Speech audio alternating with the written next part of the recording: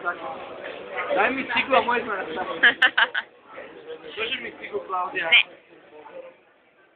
Pozri, aká je blondiava, kúkaj. Krásna. Wait. Čo sa dneska hodí k Tomášovi, lebo sú pruškovaní. Tebe sa nehodí, ty hodíš ku mne. To už 4 roky asi.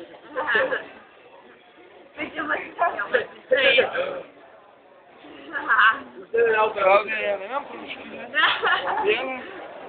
Biele ešte v autom, tam som bola, ty ne. Nenehral, neželám.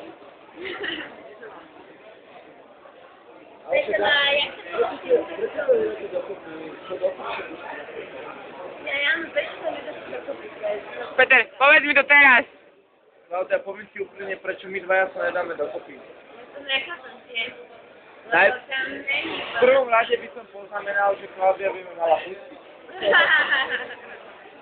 Klaudia, ja ťa mám strašne rád, si skvelá kamarátka, ktorú v živote už možno taký typ dievčat, ako ti nestretnem, ale tvoje dotyky nie sú mi natoľko príjemné, aby som ťa zobral, teda, aby som to začal vnímať inak. Neboj, to prejde. Ale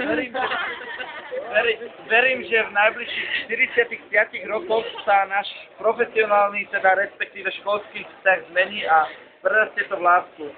Ja aj ďalej verím to, že po 25 rokoch sa stretneme a ty budeš mať 4 deti, dáme si kávu a za 10 minút pôjdeme domov.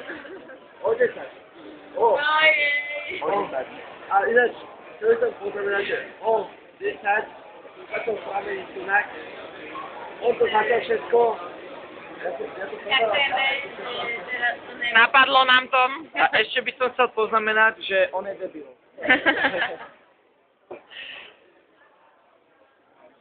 Ďakujeme.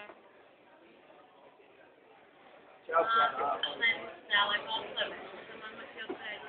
To je predposledné, lebo do 30 všetko najlepšie.